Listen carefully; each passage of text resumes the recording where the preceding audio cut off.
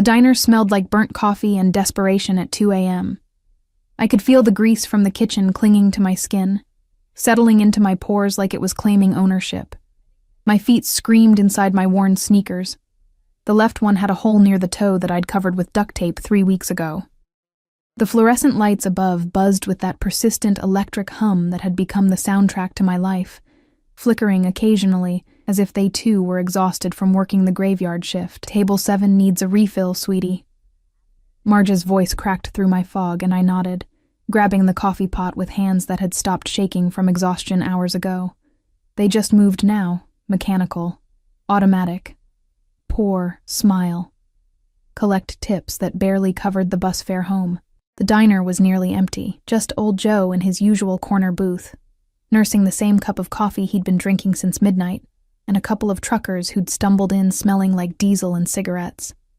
And then there was table 12. I'd noticed them the moment they walked in, though I'd pretended not to.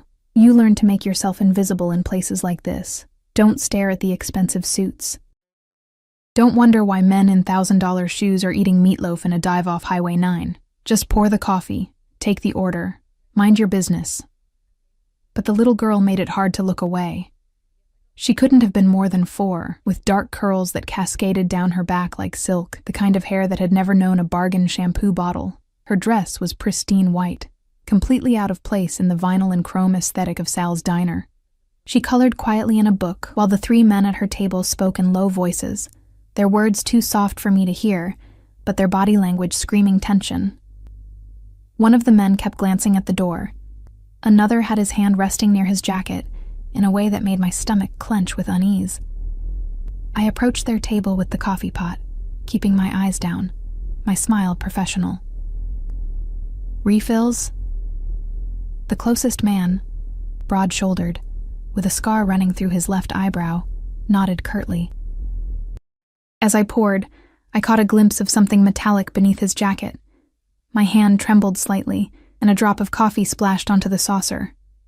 "Sorry," I whispered. "It's fine." The man's voice was cold, dismissive. I didn't exist to him. I was just the help. The little girl looked up at me then, and her eyes, dark and impossibly large, locked onto mine. She smiled, sweet and innocent, and held up her coloring book. "Look." I made the butterfly purple, my heart clenched. "It's beautiful, honey. Sophia.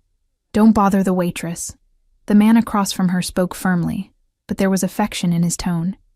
He was different from the others, younger, with nervous energy radiating off him like heat. His leg bounced under the table, and sweat beaded on his upper lip despite the aggressive air conditioning. "She's not bothering me," I said softly, meaning it. Something about this little girl in her perfect dress, surrounded by these hard men in this grimy diner, made my chest ache with a nameless worry. I returned to the counter, wiping down surfaces that didn't need wiping, stealing glances at table 12. Marge caught me looking and leaned close, her breath stale with cigarettes. "Those ain't the kind of people you want to notice you, honey," she muttered. "Trust me. Pour their coffee, take their money, forget their faces." I nodded, but my eyes kept drifting back to the little girl.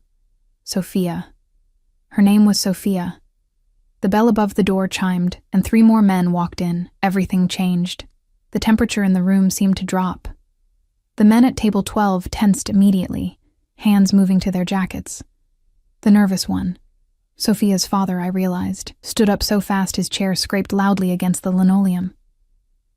"We need to talk, Marcus." The man who'd just entered spoke calmly, but there was steel beneath the silk of his voice. He was tall, dressed in all black, with eyes that swept the room like a predator assessing prey. Those eyes landed on me for half a second, and I felt stripped bare, seen in a way that made me want to disappear into the walls. "There's nothing to talk about." Marcus, the nervous father, put himself between the newcomers and Sophia. "I told Dominic I'd have the money next month." "Next month isn't good enough." The man in black took a step forward. "You've been stealing from the family, Marcus. That has consequences." I should have walked away, should have gone to the kitchen, hidden in the back, let whatever was about to happen unfold without me. but Sophia was right there, her coloring book forgotten, her little face pale with fear she was too young to understand.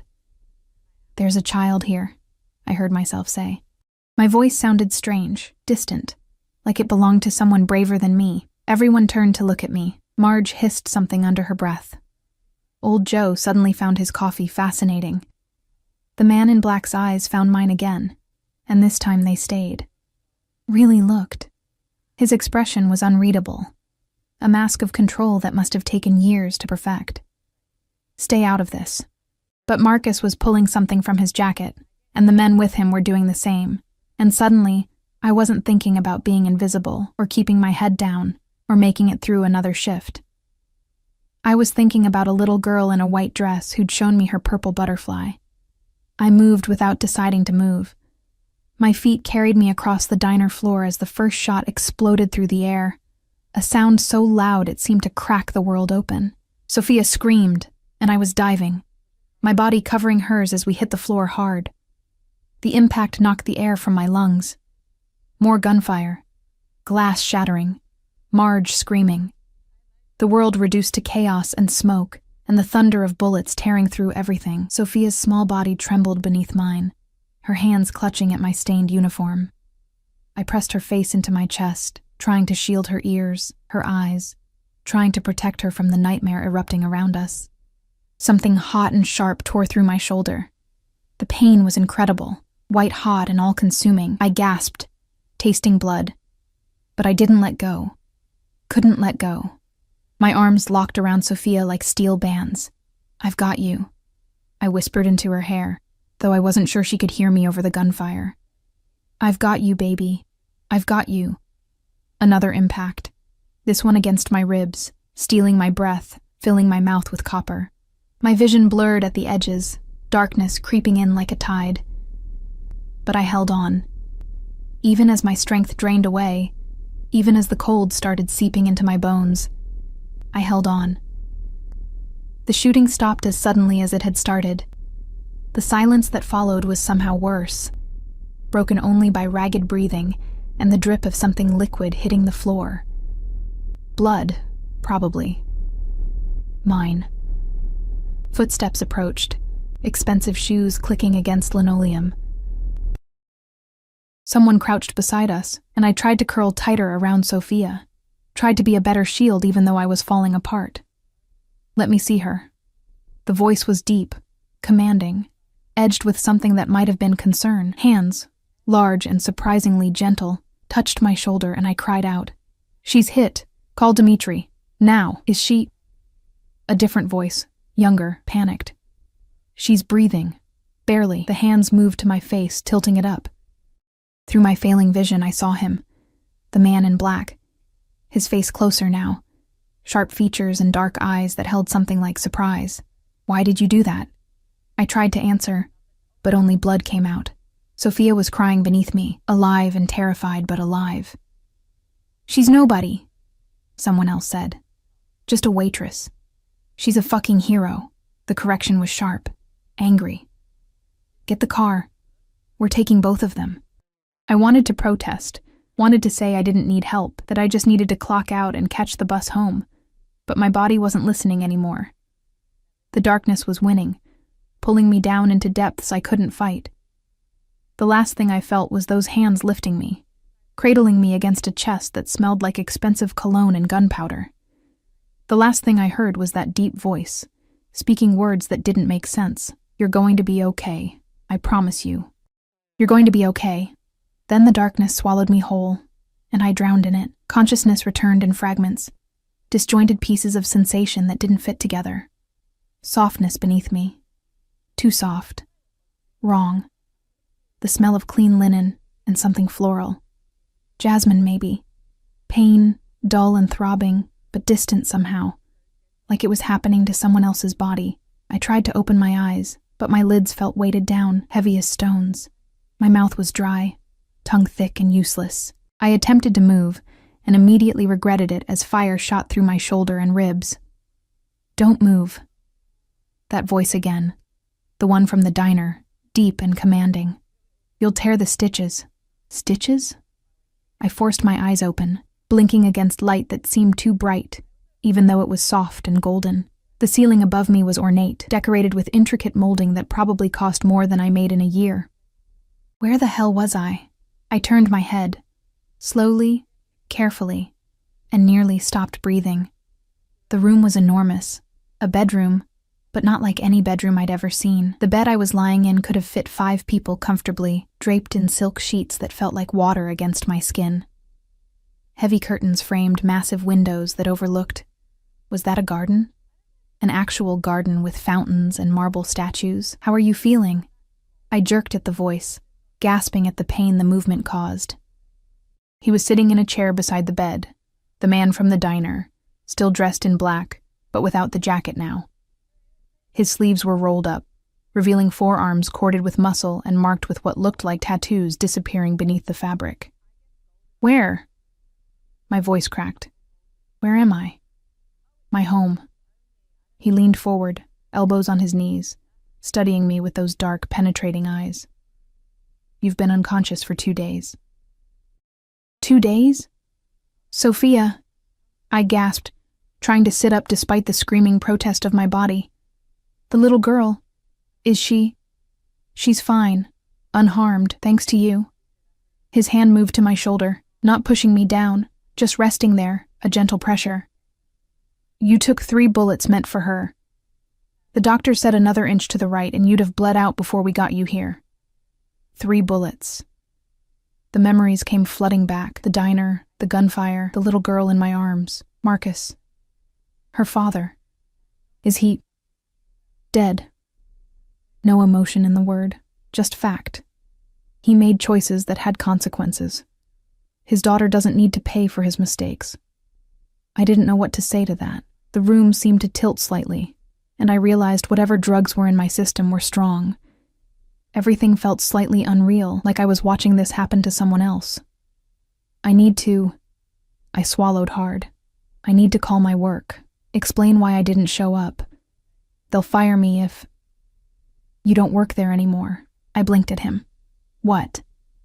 The diner is closed. Permanently. Crime scene. He said it so casually, like he was commenting on the weather. Your apartment has been cleared out. Your things are here. The drugs must have been really strong because I couldn't have heard that right. You went to my apartment? I had people do it. You can't go back there. He stood, moving to a side table where a glass of water sat waiting. He brought it to me, holding it to my lips when my hands proved too shaky to grip it myself. The men who attacked us that night, they're part of a rival organization. They know you saved Sophia. That makes you a target. I choked on the water. A target? I'm just a waitress. I'm nobody. You stopped being nobody the moment you decided to be a hero. His thumb wiped a drop of water from my chin, the gesture oddly intimate.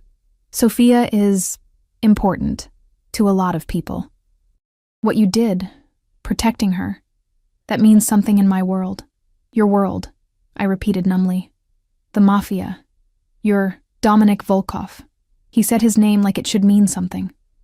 When I just stared blankly, something that might have been amusement flickered across his face. You really don't know who I am, do you? Should I? Most people in this city do. He set the glass aside.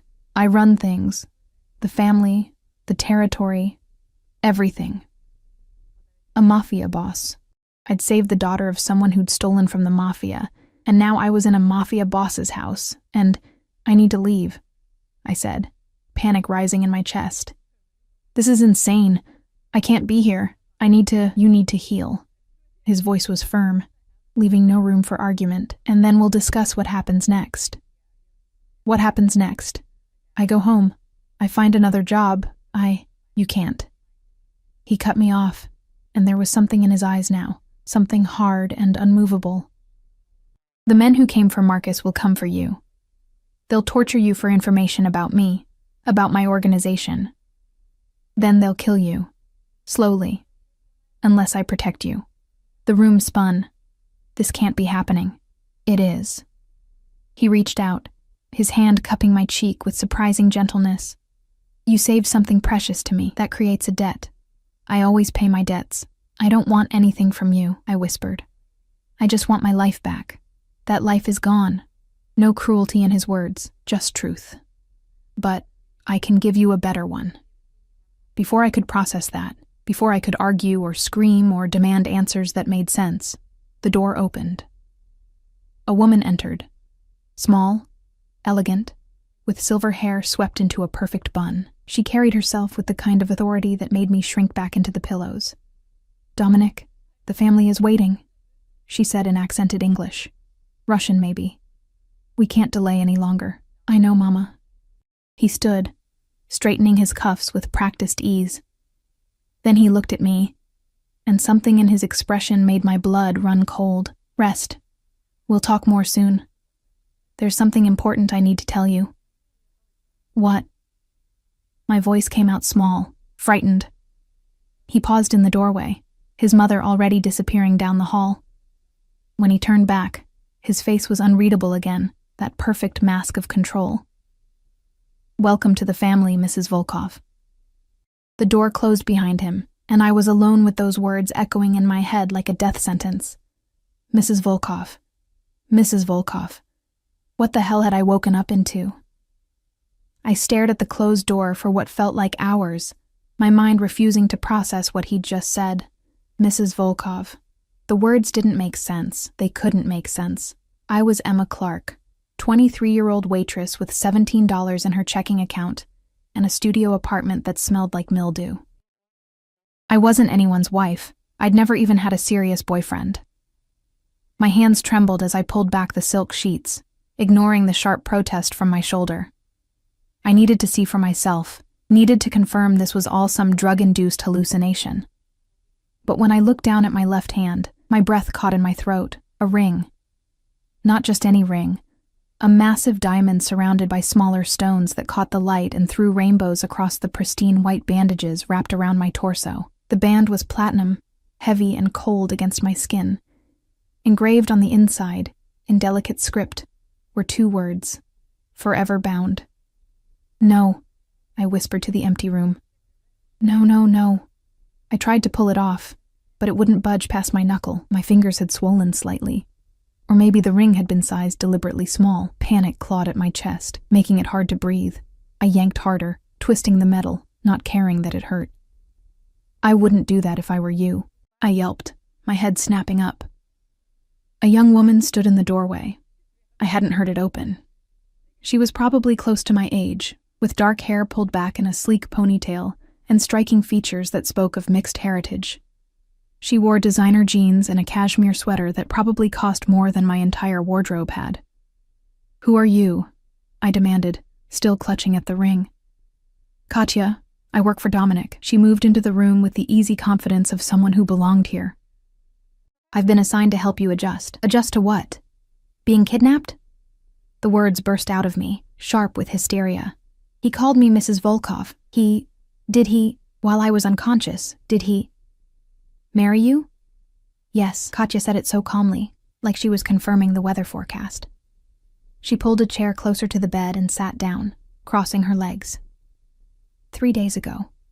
It was a small ceremony, just family and essential witnesses. The room tilted again. I pressed my good hand to my mouth, tasting bile. "That's not legal. I didn't consent. I was unconscious. That's complicated," Katya finished. "But in our world, legality is flexible. The papers are signed. The marriage is recognized by everyone who matters. In the eyes of the Bratva, you're Dominic Volkov's wife." "The Bratva?" "The Russian Mafia." She watched me with dark eyes that revealed nothing. "Dominic is the Pachan, the boss. What he says is law." I laughed, but it came out broken, edged with panic. "This is insane. People don't just wake up married to mob bosses. This doesn't happen in real life." "It does in this life." Katya leaned forward. "Listen, Emma. Can I call you Emma?" She didn't wait for an answer. "I know this is overwhelming, but you need to understand something. The moment you covered Sophia with your body, the moment you took those bullets, you became valuable. Not just to Dominic, but to his enemies. He said that. About being a target." My voice sounded hollow. "He wasn't exaggerating. The Kozlov family, the ones who came for Marcus, they're trying to start a war. They've been hitting our businesses, our people. Sophia is Dominic's goddaughter. Marcus was supposed to be protecting her, but instead, he was stealing from us to pay gambling debts to the Kozlovs. Katya's expression hardened. They used him, turned him into bait. They wanted to kill Sophia to hurt Dominic, to show they could strike at what he loves most. But I'm not. I'm nobody to him. You weren't. Then you became a witness, a liability.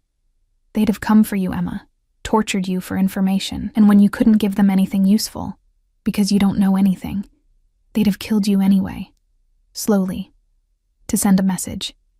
The bandages around my ribs suddenly felt too tight. So he married me to, what? Protect me? Partially. Katya stood, walking to the windows and pulling back the curtains fully. Sunlight flooded the room, and I could see the gardens more clearly now, elaborate and beautiful, surrounded by high stone walls topped with cameras. But also to protect himself, you saved his goddaughter. That creates a blood debt. In our culture, such debts are sacred. By making you family, by binding you to him through marriage, he honors that debt. He also ensures your loyalty. Ensures my... I shook my head, anger cutting through the fear. I don't owe him loyalty. He drugged me and married me without my consent. You were dying. Katya turned back to face me, and for the first time I saw something like sympathy in her eyes. The doctors didn't think you'd make it through the first surgery.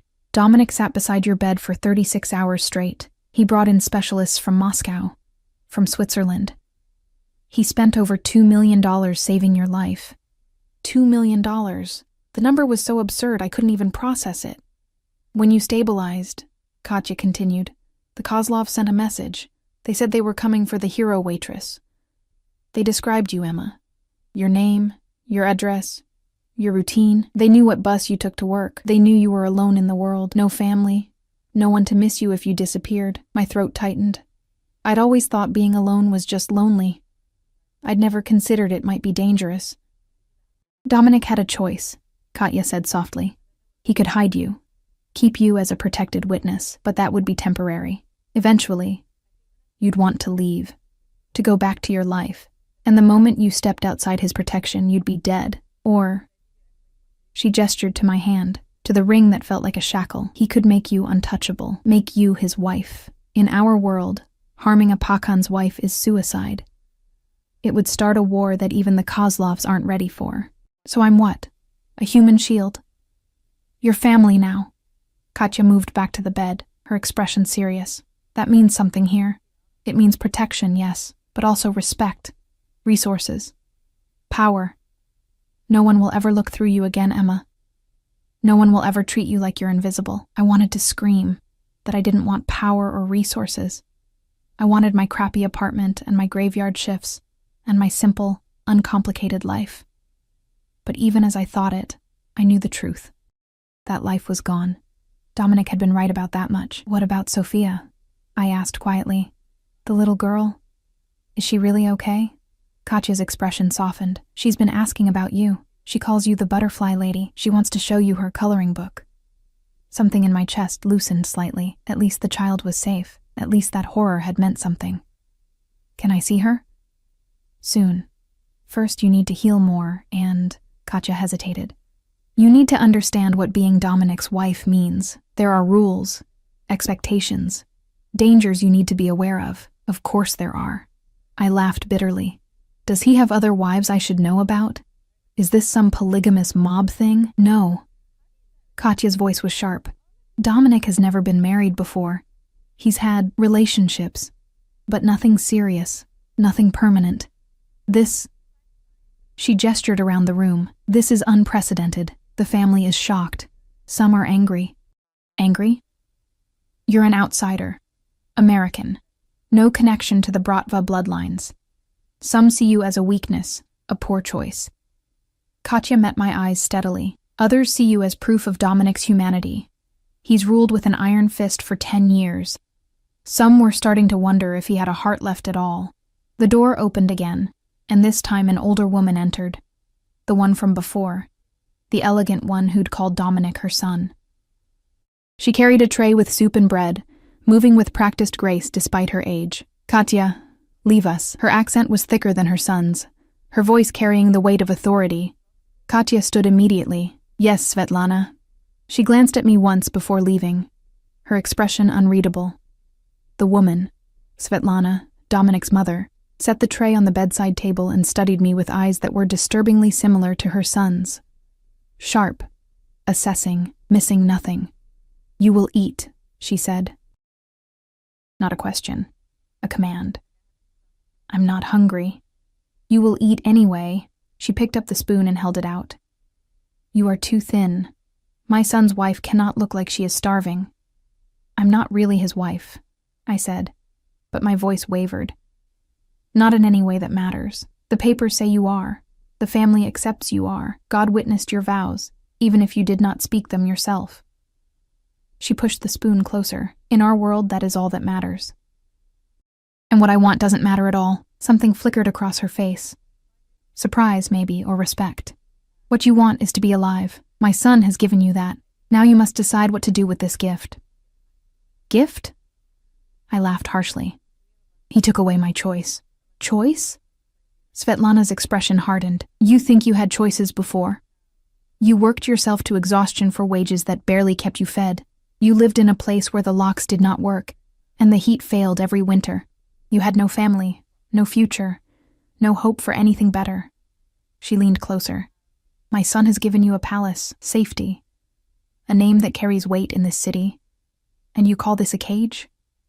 It is a cage, I whispered. Golden or not. Perhaps. She finally set the spoon down, her gaze softening slightly. But in this cage, you are a queen. Outside, you are prey. Sometimes, girl, the cage is the only thing keeping the wolves away. She stood, smoothing her skirt. You will eat. You will rest. Tonight, you will join us for dinner. The family wishes to meet you properly. And if I refuse, then you will sit in this room and waste away while my son's enemies circle closer. She moved to the door, pausing with her hand on the frame. You are strong.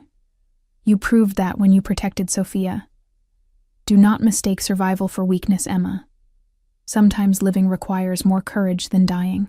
The door closed behind her, and I was alone again with the soup, the ring, and the growing realization that I wasn't going to wake up from this nightmare. Because it wasn't a nightmare. It was my new reality. I spent the rest of the day in that room, alternating between fury and fear. I tried the door. Unlocked, surprisingly, but when I stepped into the hallway, a man in a dark suit appeared immediately, his expression polite but firm. Mrs. Volkov, do you need something? I need to leave. I'm afraid that's not possible, for your safety.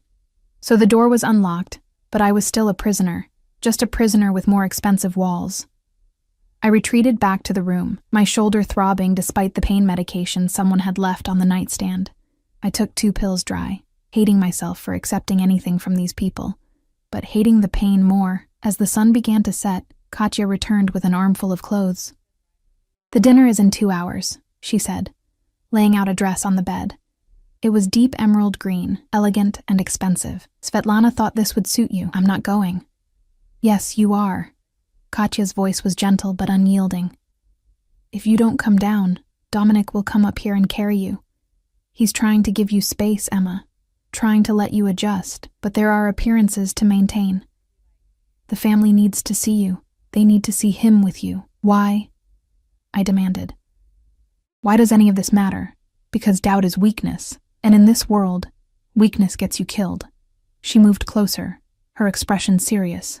The Kozlovs are watching. Other families are watching. They're all waiting to see if this marriage is real or if you're just a temporary inconvenience. If they sense weakness, if they think Dominic made a mistake marrying you, they'll strike. And you'll be the target. So I'm supposed to just play along? Pretend to be in love with a man who married me while I was unconscious? You're supposed to survive. Katya handed me the dress. And eventually, maybe, you'll realize that survival here doesn't have to be a punishment. It could be a beginning.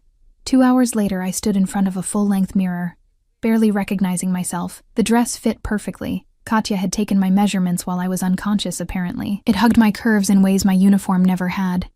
The deep green making my pale skin look almost luminous. My hair had been washed and styled, falling in soft waves around my shoulders.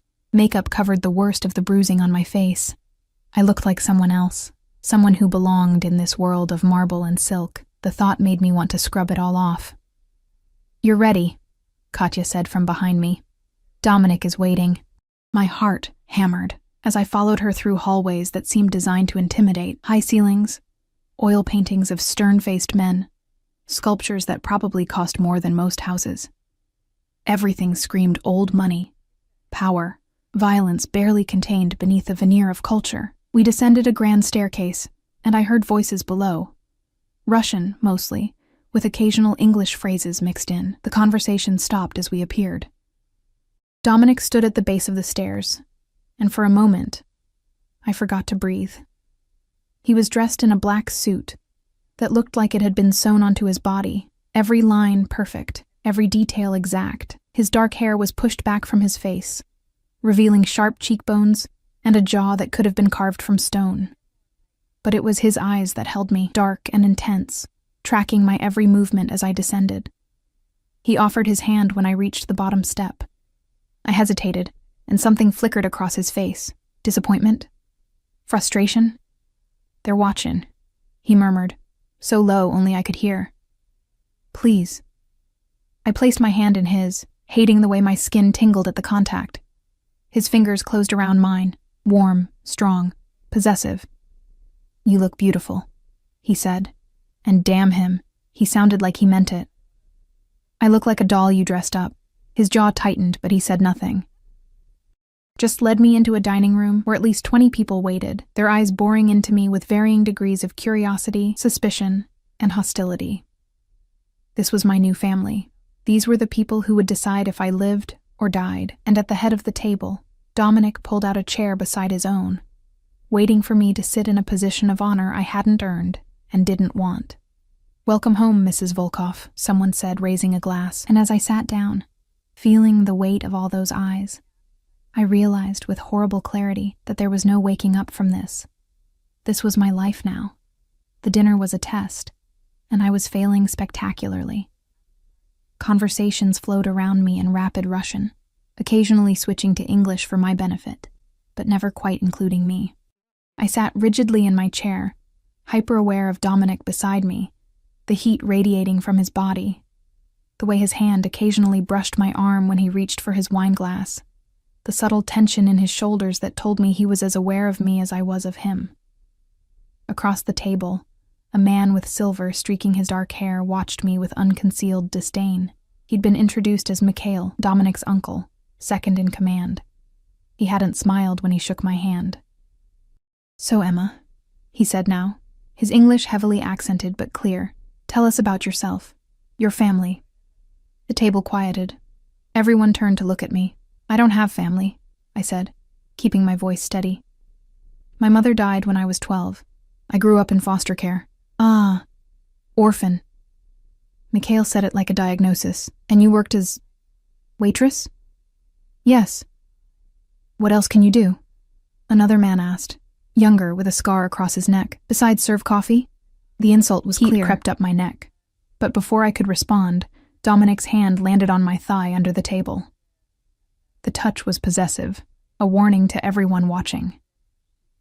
"She saved my goddaughter's life," Dominic said, his voice cold. "She took 3 bullets without hesitation. That's what she can do.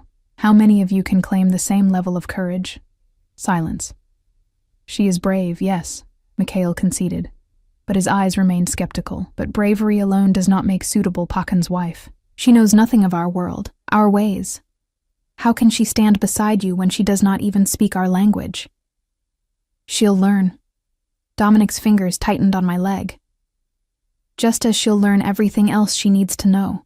And if she doesn't want to learn?" A woman spoke up, beautiful, with platinum blonde hair and lips painted blood red. She'd been introduced as Irina, widow of Dominic's cousin. "If she decides this life is not for her, what then? That won't happen," Dominic said flatly. "You seem very certain." Irina's smile was sharp. "But American girls are not like us. They value independence, freedom. How long before she grows tired of being kept?" "I'm sitting right here," I said, my voice cutting through the tension. "You can address me directly instead of talking about me like I'm not in the room." Several people's eyes widened. Mikhail's expression darkened. But Dominic's lips curved into something that might have been approval. "You're right," Irina said, turning her full attention to me.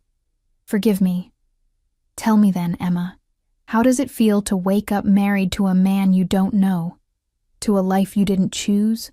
Every eye was on me again. This was the real test, the real question everyone wanted answered. I could lie, could say I was grateful, honored, whatever they wanted to hear.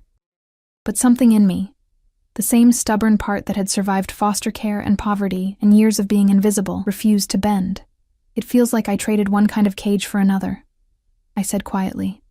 "The first one was made of poverty. This one is made of gold, but they're both still cages." The silence that followed was deafening. Then Svetlana laughed, a sound like crystal breaking. "At least she is honest. That is more than can be said for most." She raised her glass to me, to honesty, a rare quality. A few others lifted their glasses, but many did not. Mikhail's expression remained stony.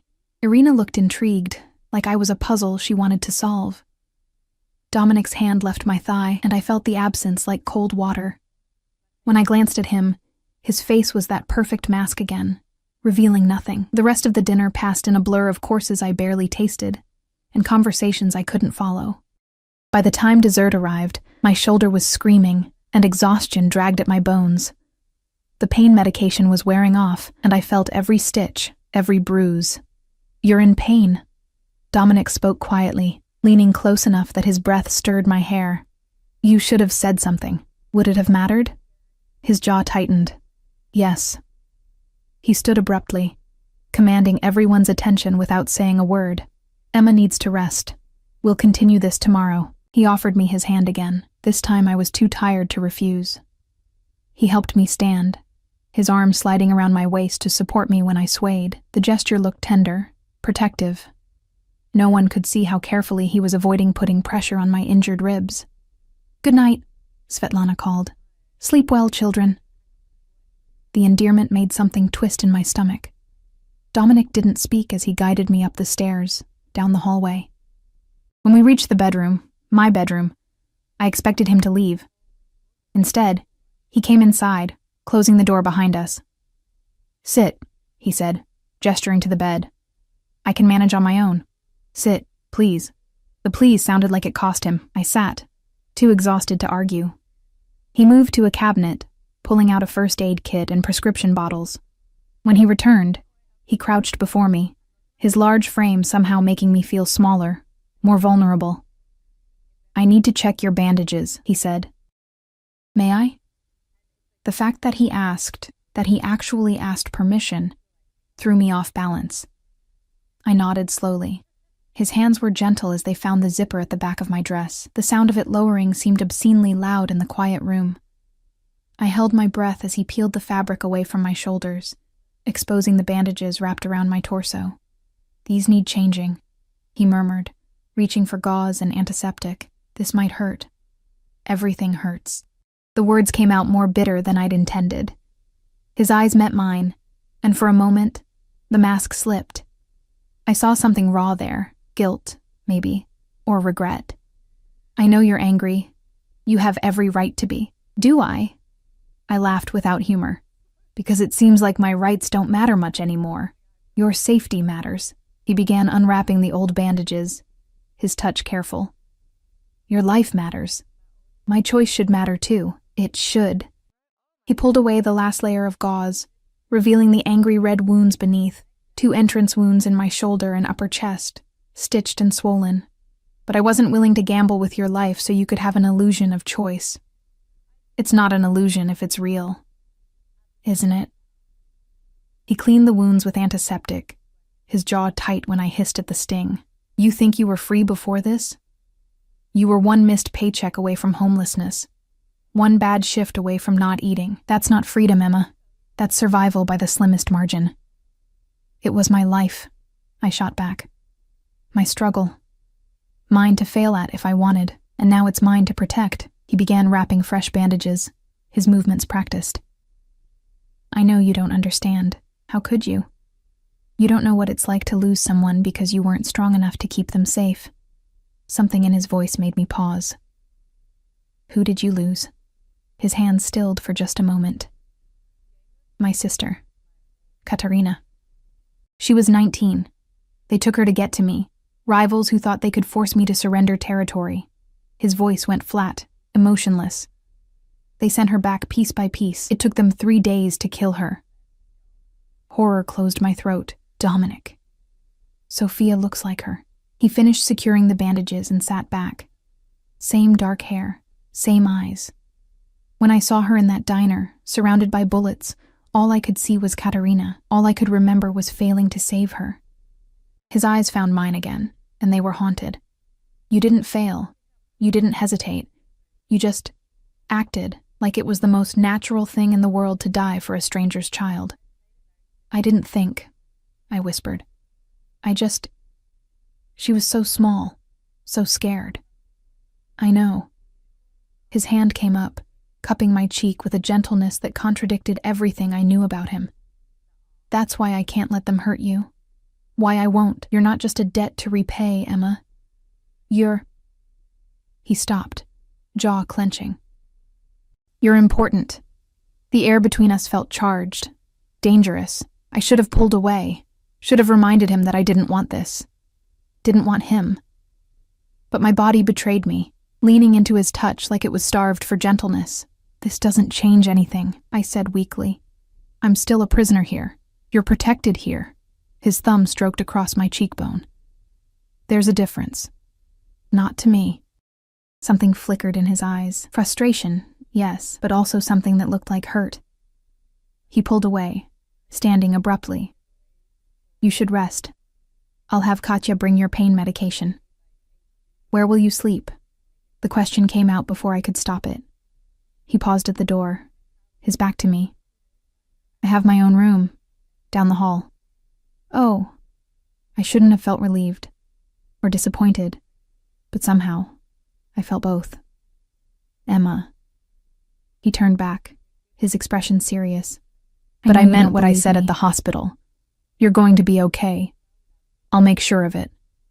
Even if it destroys who I am in the process, you're stronger than you think. He opened the door. You'll survive this, and maybe you'll realize that surviving doesn't mean losing yourself. Sometimes it means becoming who you were always meant to be. He left before I could respond, the door closing with a soft click.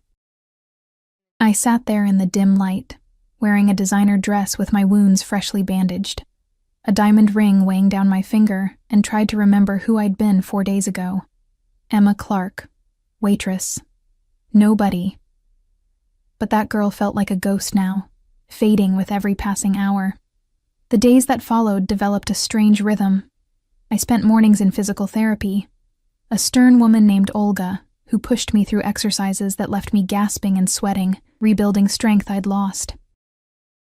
Afternoons with Katya, who taught me basic Russian phrases and the complicated hierarchy of the bratva. Evenings at family dinners where I was slowly, grudgingly accepted by some, and openly resented by others. And nights I spent alone in that enormous bed, listening to the house settle, wondering if Dominic was sleeping or if he was down the hall, working through mountains of paperwork and phone calls that ran his criminal empire. I saw him in glimpses, at breakfast, when he'd ask how I was feeling, at dinner, when he'd sit beside me and run interference with the more hostile family members, in passing in the hallways, always with that careful distance between us, like he was afraid to get too close, like he was afraid I'd break, or maybe afraid of what might happen if he stopped holding back. A week after I'd woken in his house, Katya brought me to a different part of the estate, a wing I hadn't seen before. She opened a door, and my breath caught. It was a library, a real library with floor-to-ceiling shelves packed with books in multiple languages. Leather chairs sat beside tall windows. A fireplace crackled softly.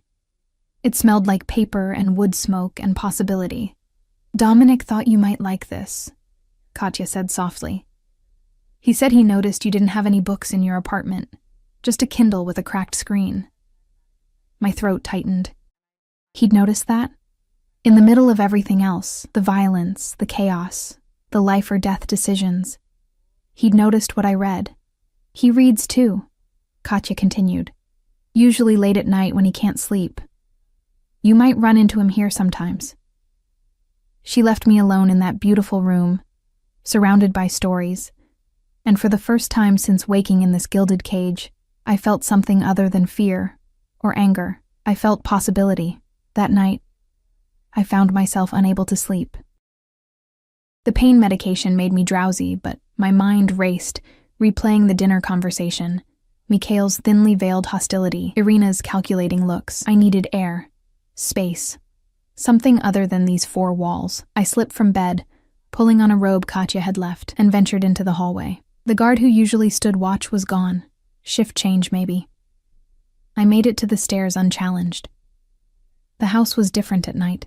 Shadows pooled in corners. Moonlight streamed through windows, painting everything silver and black. I found myself drawn back to the library, pushing open the door quietly. I wasn't alone. Dominic sat in one of the leather chairs, a book open in his lap, a glass of amber liquid on the table beside him. He looked up when I entered, surprise flickering across his face before it settled into something softer. "Can't sleep?"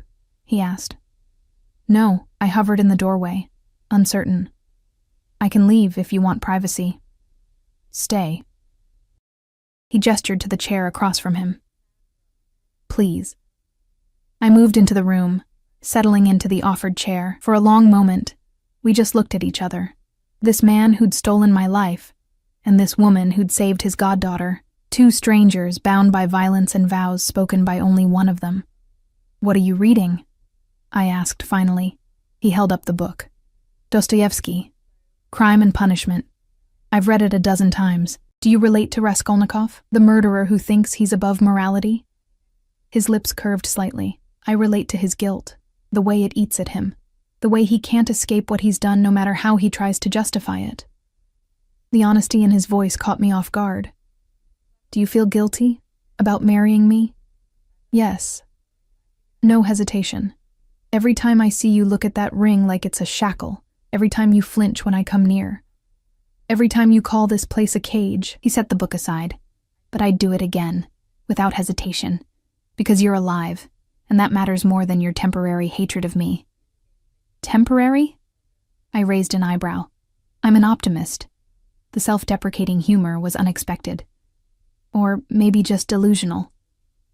Despite everything, I almost smiled. "You're a mafia boss. You traffic in violence and fear. You run an empire built on blood. But you read Dostoevsky and worry about a stranger's feelings. How does that work?" The same way a waitress with nothing throws herself in front of bullets for a child she's never met. He leaned forward, elbows on his knees. "We're all contradictions, Emma. We're all trying to survive in ways that make sense to us, even when they don't make sense to anyone else." He reached for his glass, took a slow sip. The silence stretched between us, but it wasn't uncomfortable. It was strange, almost companionable. "Can I ask you something?" I said finally. "Anything. Why did you sit with me when I was unconscious? Katya said you stayed for 36 hours straight." His expression shuddered slightly. "You were dying. Because of me. Because my world touched yours and turned it into a battlefield. That's not an answer. No?"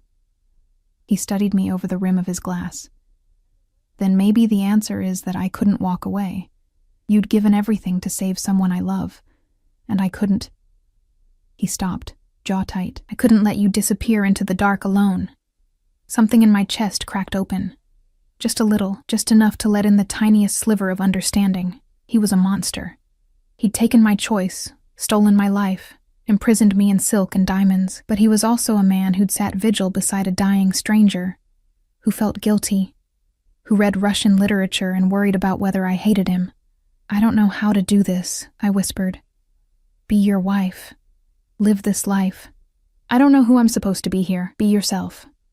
He set down the glass and stood, moving to crouch before my chair like he had when changing my bandages. Up close, I could see the lines of exhaustion around his eyes, the shadow of stubble on his jaw. That brave, reckless woman who threw herself into gunfire. That's who I want. Not some docile, broken version you think I expect, but I am broken. The admission hurt. You broke me when you took away my choice. Then let me help you heal. His hand reached out slowly, giving me time to pull away. When I didn't, his fingers laced with mine. The touch sent electricity up my arm. Let me prove that this cage can become a home, that this ring can mean something other than ownership. What if it can't? What if I never stop seeing it as a prison? Then I'll spend the rest of my life trying to change your mind. His thumb stroked across my knuckles. Because you're worth the effort, Emma. You're worth everything. The rawness in his voice undid something in me. Before I could think better of it, before fear or anger could stop me. I reached out with my free hand and touched his face, tracing the sharp line of his jaw, feeling the warmth of his skin. He went absolutely still, barely breathing, like I was a wild thing he was afraid to startle. I don't trust you, I said softly. I know. I'm not sure I'll ever love you. I know that too. But maybe... I swallowed hard. Maybe I can try to survive this without hating every moment, without hating you. Something blazed in his eyes, hope, fierce and desperate. That's all I'm asking, just a chance. The space between us felt charged, dangerous. I should have pulled away, should have retreated to safety. Instead, I leaned forward and pressed my lips to his. It was just a brush of contact, tentative, testing. But it felt like jumping off a cliff, like free-falling into the unknown. Dominic made a sound low in his throat, his hand coming up to cup the back of my head, deepening the kiss with a hunger that should have terrified me. But it didn't. Because somewhere in the darkness of this new life, I'd found a single point of light, and maybe, just maybe, that would be enough to find my way through. The kiss broke us both open. Dominic pulled back first, his breathing ragged, his eyes searching mine with an intensity that made my stomach flip. His hand remained cradled against my neck, thumb tracing the line of my jaw like I was something precious he was afraid to break. Emma, he whispered.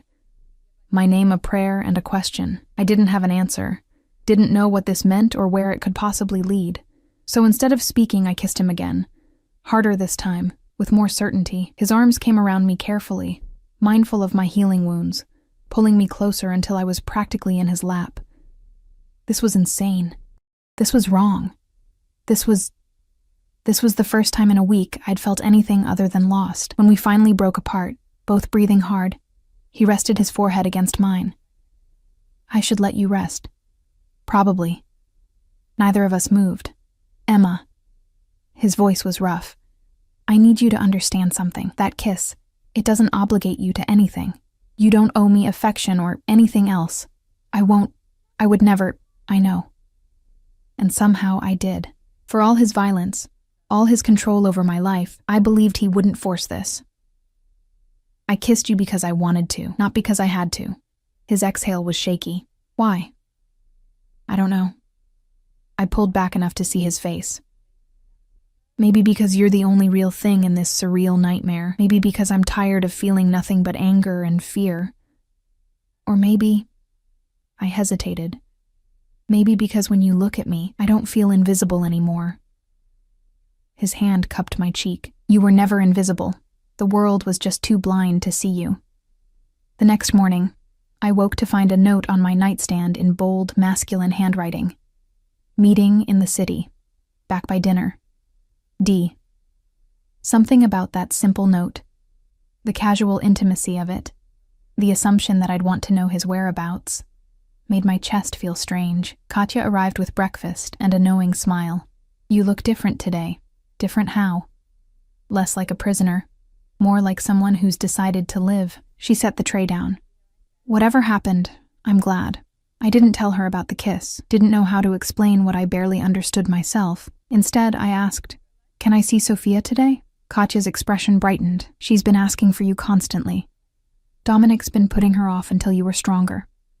But I think you're ready. An hour later, I found myself in a sun-filled playroom on the 3rd floor. Sophia sat on the floor surrounded by coloring books and crayons, but the moment she saw me, she scrambled up and ran. Butterfly lady. She crashed into my legs, hugging them tight.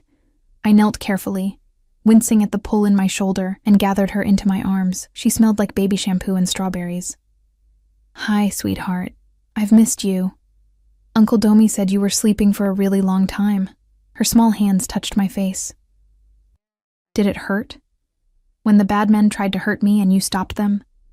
My throat tightened. A little. But you're safe now. That's all that matters. Uncle Domi says you're family now. My new aunt. She beamed. I always wanted an aunt. Family. The word still felt foreign, impossible. But looking at this child, alive and smiling because of choices I'd made something in my chest ease. Want to color with me?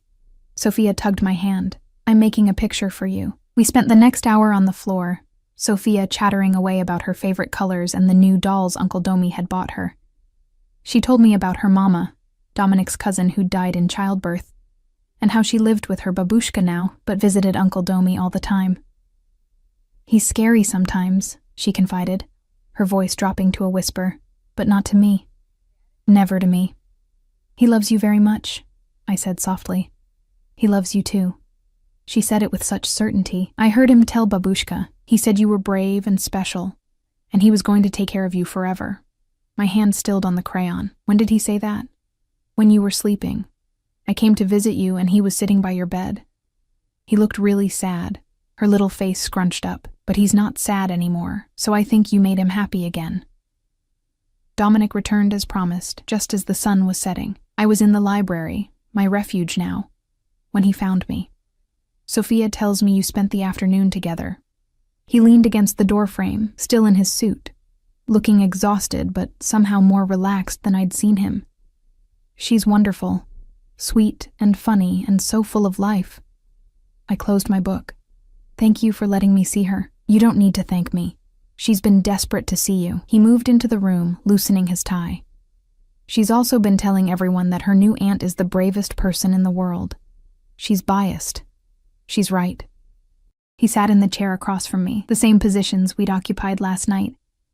Was this becoming our ritual, meeting here in the quiet hours, talking like normal people instead of captor and captive? How was your meeting? I asked. Something dark crossed his face. Complicated. The Kozlovs are pushing harder than expected. They hit one of our shipments this morning. Shipments of what?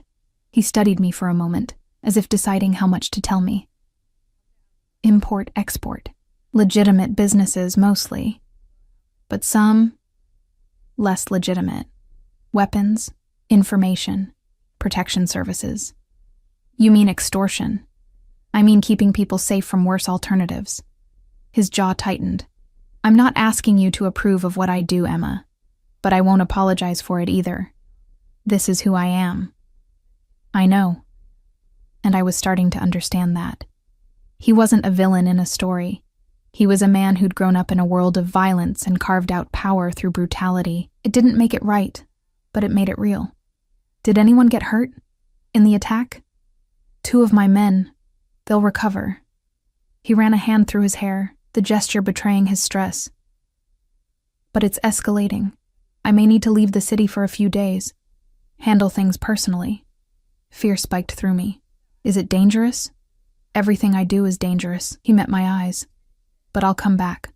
I promise to protect you. I won't break that promise. What about protecting yourself? Something in his expression softened. Worried about me, Mrs. Volkov? The name still felt strange, but less like a curse now. Maybe. A little.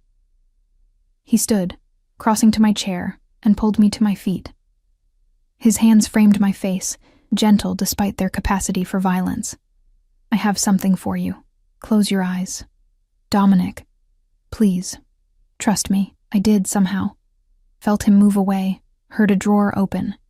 Then his hands were at my throat, fastening something cool against my skin. Open. I looked down. A necklace. Delicate platinum chain with a small pendant. I lifted it, examining the design. A butterfly, its wings spread, rendered in tiny diamonds and emeralds. Sophia told me about her purple butterfly, the one she colored the night we met. His voice was low. I thought you should have one too, something beautiful that's just yours. Tears burned my eyes. You didn't have to. I wanted to. His thumb caught a tear as it fell. I want to give you everything, Emma. Not to buy you or control you, but because you deserve beautiful things. You deserve so much more than what life gave you. I kissed him then, rising on my toes despite the protest of my healing body. This kiss was different from last night. less tentative, more certain. When his arms came around me, pulling me flush against him, I didn't feel trapped. I felt found. "Come with me," I whispered against his lips. "When you leave the city, take me with you." He pulled back, eyes searching mine. "It's too dangerous. Staying here not knowing if you're alive is worse." My hands fisted in his shirt. "I don't want to sit in this house wondering if you're coming back. Please. Emma, I know it's crazy. I know I barely know you, but whatever this is," I gestured between us, "I want to see where it goes, and I can't do that if you're dead." His laugh was rough, almost broken. "You're going to destroy me. Is that a yes?" "It's an absolutely not. It's me telling you that you're insane for even asking." He kissed me again, deep and desperate.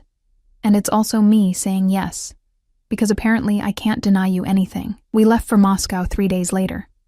The private jet was obscene in its luxury. Leather seats that reclined into beds, a full bar, and windows that made the clouds look close enough to touch. I pressed my face against the glass like a child, watching America disappear beneath us, and tried not to think about the fact that I'd never left the country before, had never even left my home state. Dominic worked through most of the flight, his laptop open, phone pressed to his ear as he conducted business in rapid Russian. But occasionally, he'd look up and find me watching him, and something would soften in his expression. He'd reach for my hand, press a kiss to my knuckles, before returning to whatever crisis demanded his attention. I was learning that this was his life. Constant motion, constant vigilance, the weight of an empire resting on his shoulders. And somehow, impossibly, I was part of that now. Moscow hit me like a physical force. The city sprawled beneath gray skies, all Soviet architecture mixed with modern glass towers, beautiful and brutal in equal measure. Dominic's penthouse overlooked the city center, another gilded cage, but this one felt different, more dangerous. The security was triple what it had been at the estate, armed men at every entrance, cameras covering every angle. "The meeting is tomorrow," Dominic told me as we settled in. "You'll stay here with Dmitri and his team. They're the best." "What happens at this meeting?" His jaw tightened. "The Kozlovs and I negotiate. Either they back off or I make them back off." The coldness in his voice reminded me exactly who he was, what he was capable of. That night, I lay in bed beside him. We'd stopped pretending we needed separate rooms, and traced the tattoos that covered his chest and arms. Orthodox crosses, Cyrillic script, images I didn't understand, but that clearly meant something in his world. "Tell me about these," I whispered. His hand covered mine, stilling my exploration. Each one marked something: a rank earned, a crime committed, a person lost. He guided my finger to a date etched over his heart. "That's the day Katerina died. I got it so I'd never forget what weakness costs. You weren't weak. You were human. In my world, those are the same thing." He turned to face me, our noses nearly touching. "Promise me something." "What?" "If something goes wrong tomorrow, if things turn bad, you'll do exactly what Dmitri tells you. You'll run if he says run. You won't try to be a hero." Fear clenched my stomach. "Dominic, promise me, Emma." His hand cupped my face. "I can face anything as long as I know you're safe." "I promise." The words tasted like ash, "but you have to promise to come back to me. Always." He kissed me slowly, thoroughly, like he was memorizing the taste of me. "I'll always come back to you." The next morning, I woke to an empty bed and a note. "Be brave. Be safe. Be mine. D." The hours crawled by. I tried to read, to distract myself, but every sound Dmitri made me stationed jump. Himself by the window, his expression grim, checking his phone constantly. "How long does a meeting like this usually take?" I asked finally. "Depends. Could be an hour, could be all day." He glanced at me. "Try not to worry. The boss knows what he's doing." But I did worry. Paced the penthouse like a caged animal, that butterfly necklace heavy against my throat, wondering if I'd made the worst mistake of my life begging to come here. The sun was setting when Dmitri's phone rang. He answered in clipped Russian, his face going pale. Then he was moving, grabbing my arm. "We need to leave. Now." "What? Why? What happened?" The Kozlovs brought more men than agreed. It's an ambush. He pulled me toward the door. Dominic's holding them off, but we need to... The windows exploded inward. Glass rained down as gunfire erupted. Dmitri shoved me to the floor, his body covering mine as bullets tore through the penthouse. I screamed, my hands over my head, memories of the diner flooding back. Not again. Please, not again. Stay down, Dmitri fired back, his gun loud enough to make my ears ring. More of Dominic's men poured in from somewhere, returning fire, shouting in Russian. Through the chaos, I heard it, a sound that made my blood freeze. Dominic's voice roaring my name. He crashed through the door, blood streaming from a cut on his forehead, his suit torn, gun in hand. His eyes found me on the floor, and something like relief crossed his face before it hardened into fury. "Get her out," he shouted at Dmitri. "Service elevator now. I'm not leaving you." I tried to stand, but Dmitri held me down. "You promised." Dominic fired at someone I couldn't see. "You promised me, Emma." More gunfire. More glass breaking. The world reduced to smoke and noise and terror. Then Dmitri was hauling me up, dragging me toward a door I hadn't noticed before. I fought him, screaming Dominic's name, reaching for him even as distance grew between us. The last thing I saw before the door closed was Dominic, standing in the center of chaos, an avenging angel painted in blood and violence, keeping the monsters at bay so I could escape. Then Dmitri was pulling me downstairs, through tunnels, into a car that squealed away from the building just as an explosion lit up the Moscow sky. "No!" I clawed at the door, trying to get out, to go back. "We have to go back. Dominic is... He'll make it out." But Dmitri's voice wavered. He always does. We drove for what felt like hours but was probably minutes. My ears rang. My throat was raw from screaming. The butterfly necklace felt like a noose. Finally, the car stopped at a private airfield. A jet waited, engines already running. "Where are we going?" I asked numbly. "Somewhere safe." Those were the boss's orders. Dmitri's phone buzzed. He looked at it, and his face went slack. "Oh, thank God." "What?" "What is it?" He showed me the screen. A text in Russian, but he translated. "Package secure. Target neutralized. Coming home." The relief was so intense I couldn't breathe. Dominic was alive. He was coming home.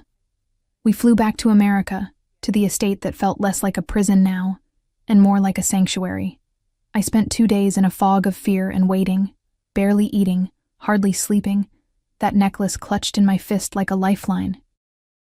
When Dominic finally walked through the door, I didn't think, didn't hesitate, just ran. I hit him hard enough that he staggered, my arms locking around his neck, face buried in his chest. He smelled like smoke and copper and something medicinal, but he was solid and warm and alive. "You're okay," I sobbed into his shirt. "You're okay." I promised, didn't I? His arms came around me, holding me so tight it almost hurt. I promised I'd come back. I pulled back just enough to see his face. Bruised, stitched, exhausted but whole. "Don't ever do that to me again." "Do what?" "Make me leave you behind. Make me run while you stay and fight." Tears streamed down my face. "I can't. I won't." He kissed me, cutting off my words. It was rough and desperate, tasting like blood and relief and promises neither of us had known we'd make. When we broke apart, he pressed his forehead to mine. "The Kozlovs are done. Finished.